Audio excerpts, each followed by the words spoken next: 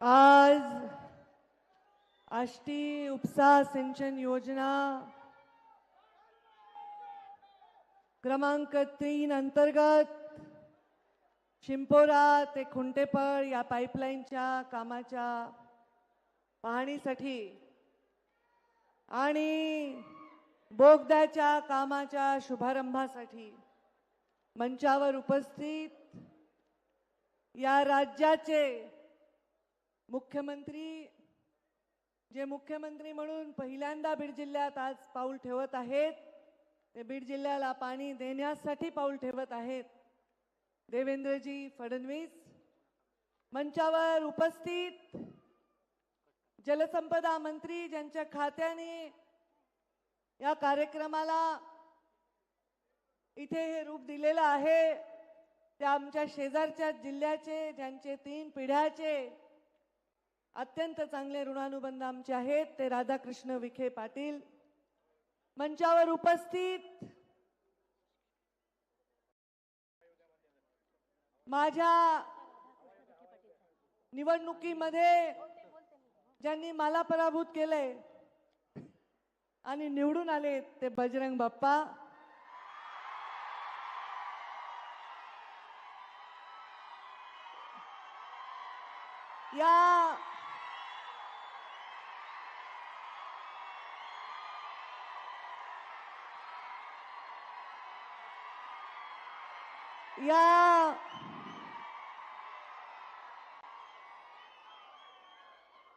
या जिल्ह्याचे आमदार, ज्यांना 2009 मध्ये पहिल्यांदा गुलाल लागला, तो भारतीय जनता पार्टीतूनच लागला आणि आता 2024 मध्ये परत आमदार म्हणून निवडून आले, ते ज्यांनी ही सभा आयोजित करण्यामध्ये मोठा लोकांचा संग्रह करण्यामध्ये योगदान दिलंय आणि प्रचंड उत्साहाने लोक टाळ्या वाजवत आहेत.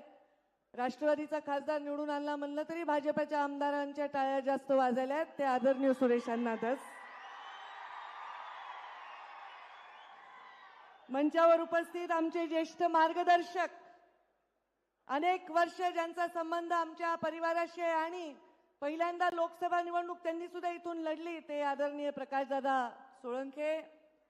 मंचावर उपस्थित माझे सहकारी आमदार नमिता मुंदडा, आताच नवनिर्वाचित आमदार गेवराईचे विजयराजे पंडित आणि बीडचे आमदार संदीप क्षीरसागर. बघा देवेंद्रजी, तुम्ही बघताय ना तुम्ही. आणि मंचावर उपस्थित माजी आमदार, 3 वेळा राहिले का धोंडे साहेब? 3 वेळा झालेत का आमदार? 4 वेळा.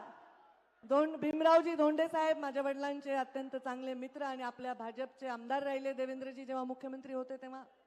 मंचावर उपस्थित अपक्ष म्हणून निवडून आले होते, युतीच्या शासनामध्ये आमदार राहिलेले साहेबरावजी दरेकर. मंचावर उपस्थित आमच्या शासनात आमचे मुख्यमंत्री जेव्हा देवेंद्रजी होते तेव्हा गेवराईचे आमदार राहिले लक्ष्मण पवार. मंचावर उपस्थित जलसंपदाचे सचिव दिलीप कपूरजी, आयुक्त गावडेजी, पाठकजी, जिल्हाधिकारी आमचे आणि आदित्य जीवणे CEO, समीर काझी अध्यक्ष वक्फ बोर्डाचे, आमचे भाजपाचे जिल्ह्याचे अध्यक्ष शंकर देशमुख आणि मंचावर उपस्थित सर्व इतर मान्यवर आणि या सभेला मोठ्या संख्येने आलेले सर्व शेतकरी बांधव, वडीलधारी मंडळी, तेवढ्याच मोठ्या संख्येने, त्याहूनही अधिक संख्येने आलेल्या आमच्या लाडक्या बहिणी, देवेंद्रजी या सगळ्या तुमच्या लाडक्या बहिणी आहेत.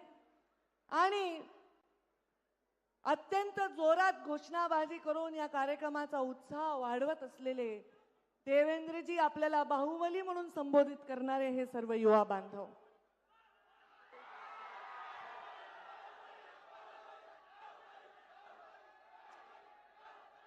देवेंद्रजी, एक किस्सा आठवला मला की आपण जेव्हा मुख्यमंत्री म्हणून ते तुम्हाला बाहुबली म्हणतात, खरं तर तुम्ही आमच्यापेक्षा ज्येष्ठ आहात, नेते आहात आणि आम्ही ज्या कॅबिनेट मध्ये काम करतो त्याचे तुम्ही प्रमुख आहात. तुमच्याविषयी आदरभावच नेहमी येतो, पण आज ममत्व भाव येतोय. कारण ते तुम्हाला बाहुबली म्हणत आहेत, काही वर्षापूर्वी मला शिवगामिनी म्हणत होते. तर शिवगामिनी बाहुबलीची आई आहे आणि त्याच्यामुळे मला आज तुम्हाला बघताना वेगळाच भाव आला. शिवगामीचं वाक्य असतं, सुरेश अण्णा धस. कुठे गेले? जसं तुम्ही पिक्चरचे डायलॉग म्हणता, आम्ही पण पिक्चरचे डायलॉग म्हणतो. शिवगामीचं वाक्य असतं, मेरा वचन ही है मेरा शासन. आणि जे जाहीर वचन सुरेश धसांना मी दिले तेच माझं शासन आहे. ही गोपीनाथ मुंडेची लेख आहे. बोलणं एक आणि करणं एक आहे, माझ्या रक्तात नाही. आज हा कार्यक्रम सुरेश धसांनी आवर्जून उल्लेख केला. काय उल्लेख केला? 2003 मधला उल्लेख केला. 2003. देवेंद्रजी फडणवीस मुख्यमंत्री महोदय, आपण कदाचित ज्यांना लहानपणापासून पाहत आला ते प्रमोद महाजन आणि गोपीनाथ मुंडेंचा किस्सा सुरेश धस अण्णांनी सांगितला. अण्णा, मी पण तुम्हाला म्हणते बरं का अण्णा, तुम्ही ताईसाहेब म्हणत नाही. जशाला तसंच आहे आपलं प्रेमाचं नातं. इज्जत आम्ही देतो, पण मला आज आनंद वाटला की त्या 2003 चा उल्लेख झाला. आदरणीय मुख्यमंत्री महोदय, मी तुम्हाला आठवण करून देऊ इच्छिते, म्हणजे तुम्ही सांगू शकता की याचा उगम आपल्या पक्षाच्या नेत्यांकडून झालाय. या ठिकाणी एक सैनिकी छावणी होण्याची प्रस्ताव जॉर्ज फर्नांडिस मंत्री असताना झाला होता. आणि हे पोरं आता घोषणा देत आहेत, युवा आमचे उत्साही, ते कदाचित लहान असतील, रांगत असतील, जन्मलेही नसतील. 2003 यामध्ये प्रमोद महाजनांना एक पत्र मुंडे साहेबांनी 2003च्या जानेवारीत दिलं आणि 19 फेब्रुवारी 2003ला जॉर्ज फर्नांडिसांना पत्र दिलं की हे 40-42 जे गाव आहेत हे माझे गाव आहेत. इथे राहणारे माणसं माझे जीवाभावाचे. इथे सैनिकी छावण्या करू नका. इथे शेतकरींचा उदरनिर्वाह शेतीवर जातो.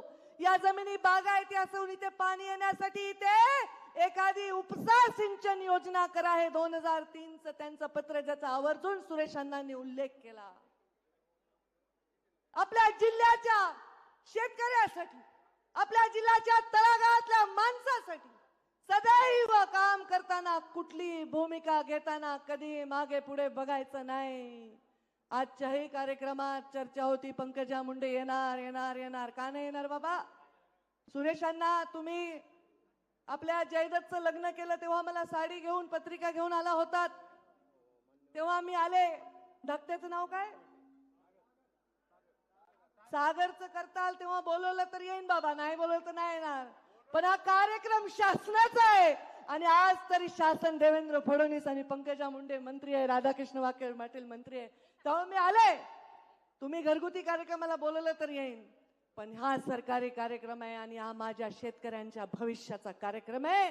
त्यामुळे इथे कुठे बॅनर मध्ये फोटो आहे का, पत्रिकेत नाव आहे का, माझी खुर्ची कुठे आहे, ह्या कसल्याही गोष्टीत मी पडले नाही. तुमच्यात जरी बसून मला बसता आलं तरी मी आले असते. पण माझंही भाग्य मोठं आहे ना, मी पण मुख्यमंत्र्यांची लाडकीच वाटते, कारण मी त्यांच्या हेलिकॉप्टरमध्ये आले. पण देवेंद्रजी फडणवीसांना मला सांगायचंय, बीड जिल्ह्यात जेव्हा 6 पैकी 5 आमदार निवडून येतात तेव्हा तुम्ही मुख्यमंत्री होता. बीड जिल्हा फार लकी आहे, कारण बीड जिल्ह्यामध्ये 19 मध्ये 14 मध्ये 6 पैकी 5 आमदार निवडून आले. आता आमचे सहकारी आमच्या बरोबर आहेत, आमच्यावर राष्ट्रवादी आहे, अजितदादा पवारांचेही आमदार आहेत. आम्ही मरमर करून काम करून निवडून आणलंय. आज आम्ही एकत्र आहोत. ते पालकमंत्री आहेत, त्यांना विश्वास आहे की पालकमंत्री झाल्यानंतर कडकपणे काम करून या जिल्ह्याच्या कानाकोपऱ्यात विकास देण्यासाठी ते आम्हाला नेहमीच सहयोग करतील.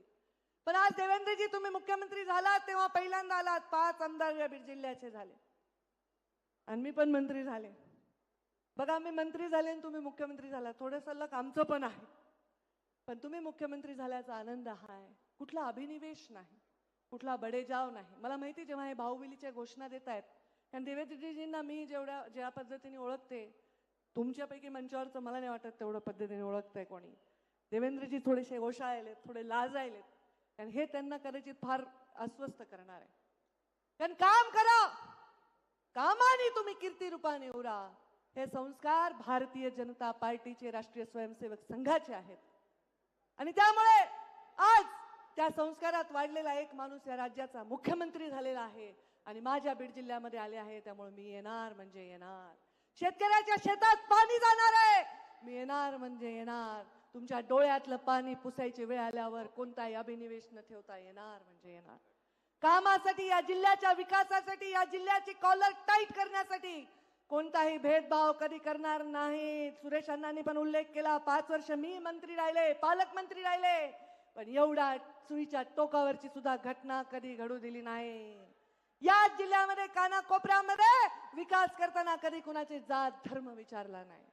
सुरेश अण्णांसाठी देवेंद्रजी फडणवीस उभे राहिले आणि आम्ही रात्रीचा दिवस एक केला आणि तेव्हा त्यांना निवडून आणलं. ते म्हणले ते हरळ उगवली वगैरे त्यांची भाषा खरंच आहे. काम करणाऱ्या माणसावर हरळ उगवते जर त्याला पद नाही दिलं, आणि त्याला पद देत असताना कधीही कुठल्या गोष्टीचा विचार नाही करणारं काम आम्ही केलेलं आहे.